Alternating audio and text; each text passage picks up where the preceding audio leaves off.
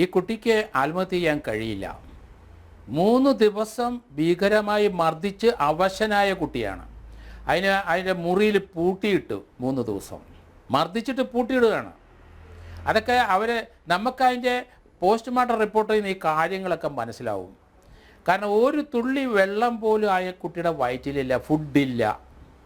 അപ്പോൾ അത് റോൺഫുൾ കൺഫൈൻമെൻറ്റ് അവിടെ വന്നു കഴിഞ്ഞു. ഈ ഡീനും അതുപോലെ ഈ ഫിസിക്കൽ ഡയറക്ടറും ഹോസ്റ്റൽ വാർഡനും അവിടെയുള്ള ചില സംഘടനയിലെ ഭാരവാഹികളും ഇതിനകത്ത് 306 കുറ്റം ചെയ്തിട്ടുണ്ട്. അങ്ങനെയെങ്കിൽ അതിന് യാതൊരു സംശയമില്ല. പക്ഷേ ഞാൻ കാണുന്നത് ഇതൊരു 302.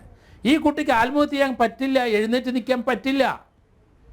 മൃതപ്രായനായി കിടക്കുന്നവനെ തൂക്കിക്കഴിഞ്ഞാൽ അത് തീർച്ചയായിട്ടും അതൊരു സ്ട്രാങ്കുലേഷൻ മാർക്കുണ്ടാവും, അതൊരു സൂയിസൈഡിൻ്റെ ലക്ഷണം കാണിക്കും. കാരണം ഇത്രയും ഫിസിക്കൽ അസാൾട്ട് ദേഹത്തുള്ള ഒരാളെ എഴുന്നേറ്റ് നിന്ന് തൂങ്ങാൻ പറ്റുമോ ഇല്ലെന്നുള്ളത് അതൊരു മെഡിക്കൽ ഒരു ഫോറൻസിക്കിൻ്റെ ഒരു ടീം പരിശോധിക്കണം ഇനി. കാരണം ആ പോസ്റ്റ്മോർട്ടം ചെയ്തതിൻ്റെ റിപ്പോർട്ടിനകത്തുള്ള കാര്യങ്ങൾ കൃത്യമായിട്ട് ഇനി പരിശോധിക്കാൻ വേറൊരു ടീം വേണം. ഇത് എക്കോ വരുന്നുണ്ട് കേട്ടോ. ഏത് തന്നെയല്ല, ഈ അന്വേഷണം DYSPയിൽ നിന്ന് എത്രയും പെട്ടെന്ന് മാറ്റണം. കാരണം 3 ദിവസം ഈ കുട്ടിയെ ഭീകരമായിട്ട് മർദ്ദിക്കുന്ന വിവരം എന്തുകൊണ്ട് DYSP അറിഞ്ഞില്ല? അപ്പോൾ അതുകൊണ്ട് അന്വേഷണം സ്റ്റേറ്റ് ക്രൈം ബ്രാഞ്ചിന് കൊടുക്കണം, ജില്ലാ ക്രൈം ബ്രാഞ്ച് അല്ല. എത്രയും പെട്ടെന്ന് സ്റ്റേറ്റ് ക്രൈം ബ്രാഞ്ച് DGP ഇത് കൊടുക്കണം. മുഖ്യമന്ത്രി ഏതായാലും ഇതിനകത്ത് ശക്തമായി നടപടി എടുക്കാൻ പറഞ്ഞു കഴിഞ്ഞു. അദ്ദേഹം അത് കാര്യങ്ങൾ മനസ്സിലാക്കിയിട്ടുണ്ടെന്ന് എനിക്ക് തോന്നുന്നത്. അതുകൊണ്ട് ഇതിനകത്ത് SFI അവരുടെ റോള് കൃത്യമാണ്. 3 ദിവസം ഇല്ലീഗലായിട്ട് ഡീറ്റെയിൻ ചെയ്ത കൊച്ചിനെ മർദ്ദിച്ച് അന്ന് നിഷ്ഠൂരമായ കൊലപാതകം നടത്തിയതാണ്. അതിൻ്റെ കഴുത്തിൻ്റെ പിന്നിലൊരു മുറിവുണ്ട്. ഇതിനകത്ത് സ്ട്രാങ്കുലേഷൻ മാർക്കുണ്ടാകാം, അതുകൊണ്ടായിരിക്കാം പോസ്റ്റ്മോർട്ടത്തിൽ സൂയിസൈഡ് എന്ന് പറയുന്നത്. പക്ഷേ ആ ഡോക്ടറെ അടുത്ത് ചോദിക്കണം, ഈ കുട്ടിക്ക് ഇത്രയും പരിക്കുള്ള അവശനായ ആഹാരം കഴിക്കാതിരിക്കുന്ന ഒരാൾക്ക് ആ ബാത്റൂമിൽ തൂങ്ങാൻ പറ്റുമോ? ഇത് കെട്ടിത്തൂക്കിയത് തന്നെയെന്ന് ഞാൻ പറയുന്നത്. അതുകൊണ്ട് ആ ഡീനെയാണ് ആദ്യം അറസ്റ്റ് ചെയ്യേണ്ടത്. അയാളാണ് തെളിവ് നശിപ്പിക്കാൻ കൂട്ടുനിന്നത്. അയാൾ രാഷ്ട്രീയം കളിക്കുകയാണ്. അവിടുത്തെ PD അത് തന്നെ. അവിടുത്തെ കുട്ടികൾ പലരും, പെൺകുട്ടികൾ ഉൾപ്പെടെയുള്ളവർ പലരും രഹസ്യമായിട്ട് ഇതെല്ലാം പുറത്തോട്ട് വരുന്നുണ്ട്. ആ ഹോസ്റ്റലിൻ്റെ മുമ്പിൽ 130ഓളം കുട്ടികൾ നിരന്ന് നിൽക്കുമ്പം ഇതിനെ അൺഡ്രസ് ചെയ്ത്, ഈ കൊച്ചിനെ അൺഡ്രസ് ചെയ്ത് കിടത്തി മർദ്ദിക്കുന്നത് കണ്ടുകൊണ്ടിരുന്നിട്ട് അവിടുത്തെ ഡീന് എവിടെയായിരുന്നു? അയാൾ അവിടുത്തെ ഉദ്യോഗസ്ഥർ എവിടെയായിരുന്നു? ട്രേഡ് യൂണിയനിലുള്ളവർ എവിടെയായിരുന്നു? ആരും ഇടപെടുന്നില്ല. ഭയം ആയിരിക്കാം. അങ്ങനെയുള്ളവരല്ല ഈ ക്യാമ്പസിലെ ഈ ഡീൻ ആകേണ്ടവർ. അവരെന്തുകൊണ്ട് പോലീസിനെ അറിയിച്ചില്ല? ഇവരെവിടായിരുന്നു? 110 ഏക്കർ അതിന് വിസ്തൃതി ഉണ്ട്. ഇങ്ങനെയൊരു സംഭവം അവരുടെ അൺകൺട്രോളായിട്ട് നീങ്ങുമ്പോൾ അത് പോലീസിനെ അറിയിക്കാൻ ബാധ്യസ്ഥനാണ് ഡീനും അവിടുത്തെ ഫിസിക്കൽ ഡയറക്ടറും. അവർ രാഷ്ട്രീയം കളിച്ചു ഇതിനകത്ത്. അതുകൊണ്ടാണ് ഞാൻ പറയുന്നത്, ഈ എവിഡൻസ് നശിക്കുന്നതിന് മുമ്പ് ഈ കേസിൻ്റെ അന്വേഷണം ലോക്കൽ പോലീസിൽ നിന്ന് സ്റ്റേറ്റ് ക്രൈം ബ്രാഞ്ചിലേക്ക് പോകണം.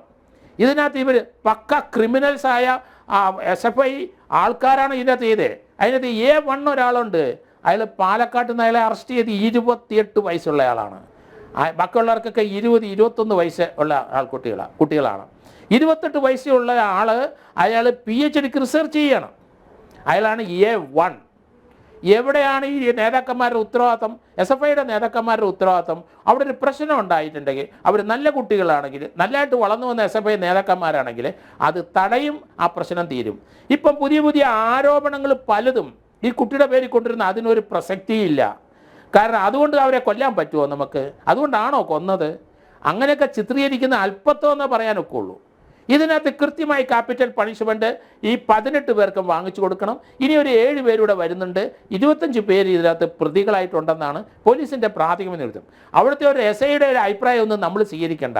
വെറ്ററന്മാരായ ഇൻവെസ്റ്റിഗേഷൻ ഉള്ളവരെ ഇത് നടത്തണം. അതാണ് ഗവൺമെൻറ് ശ്രദ്ധിക്കേണ്ടത്. ഇതിനകത്ത് മുഖം നോക്കാതെ നീതി നടപ്പാക്കണം. അവർക്ക് ക്യാപിറ്റൽ പണിഷ്മെൻറ്റ് കൊടുക്കണമെങ്കിൽ അത് തന്നെ വാങ്ങിച്ചു കൊടുക്കണം. അവരൊക്കെ 28 വയസ്സുള്ളവർ, 23, 24 വയസ്സുള്ള. നിർഭയ കേസിനകത്ത് നമ്മൾ കണ്ടല്ലോ, 21, 22 വയസ്സുള്ളവരെ തൂക്കിക്കൊന്നില്ലേ ഇന്ത്യയിൽ? അവർ കുട്ടികളാണോ? 18 വയസ്സ് കഴിഞ്ഞ് കഴിഞ്ഞാൽ എല്ലാവരും മേജറായില്ലേ? ഇത് ക്യാമ്പസ് രാഷ്ട്രീയത്തിനകത്ത് കേരളത്തിലെ എത്രയോ കുട്ടികൾ മരിച്ചിരിക്കുന്നു. എത്ര സ്ഥലത്ത് കുട്ടികളെ കയ്യും കാലും ഒടിഞ്ഞിരിക്കുന്നു. എത്ര പെൺകുട്ടികൾ പഠനം നിർത്തിപ്പോയിരിക്കുന്നു. ഇത് ഭീഷണിയാണ്. രാഷ്ട്രീയം വളർത്തുന്നത് അങ്ങനെയാണ്. അതിനോടൊട്ടും യോജിക്കാൻ പറ്റില്ല. അതുകൊണ്ട് ഇത് കേൾക്കുന്നവർ വിഷമിക്കണ്ട. കാരണം നമുക്ക് ഈ കാമ്പസ് രാഷ്ട്രീയം നിർത്തണം. കാരണം 2 തലമുറ ഇത് നശിച്ചു പോയി. ഇപ്പോഴത്തെ കുട്ടികളുടെ അപ്പന്മാരും കാമ്പസിൽ നിന്ന് വന്നവരാണ്. അവർ ഇതേപോലെ രാഷ്ട്രീയം കളിച്ച് വന്നവരാണ്. ഈ കുട്ടി മരിച്ചിട്ട് അത് ന്യായീകരിക്കുന്ന പല CPI അനുഭാവികളെ ഞാൻ കണ്ടു. ആ കുട്ടി എന്ത് കുറ്റം ചെയ്താലും തല്ലിക്കൊല്ലാമോ? ഇതുപോലെ നമുക്ക് എല്ലാവരും കൂടി ആൾക്കൂട്ട കൊലപാതകം നടത്താമോ ഇന്ത്യയിൽ? പുതിയ നിയമം വരുന്നുണ്ട് ജൂലൈയിൽ. പുതിയ നിയമം IPC CRPC ഒക്കെ ജൂലൈ മാസം വരുന്നു എന്നാണ് ഞാൻ മനസ്സിലാക്കിയത്. ആൾക്കൂട്ട കൊലപാതകത്തിന് ക്യാപിറ്റൽ തൂക്കിക്കൊലയാണ് പറഞ്ഞിരിക്കുന്നത്. ഇത്രയും പേര് ഒന്നിച്ചൊരാളെ കൊന്നാൽ തൂക്കിക്കൊല തന്നെയാണ് പറഞ്ഞിരിക്കുന്നത്. അതുകൊണ്ട് അവർക്ക് രാഷ്ട്രീയമായി അത് തേച്ചു മാറ്റി കളയാൻ പറ്റില്ല. ഇതിനകത്ത് ഈ കുട്ടികളെല്ലാം, ഇതിനകത്ത് തല്ലിക്കൊല്ലാൻ കൂടിയ കുട്ടികളെല്ലാവരും അവിടുത്തെ സാറുമാരും ഇതിനകത്ത് തീർച്ചയായിട്ടും പ്രതികളാകണം. അങ്ങനെ ഒരു അന്വേഷണമാണ് വേണ്ടത്. പ്രാഥമികമായ നമ്മുടെ നിഗമനം അത് തന്നെ.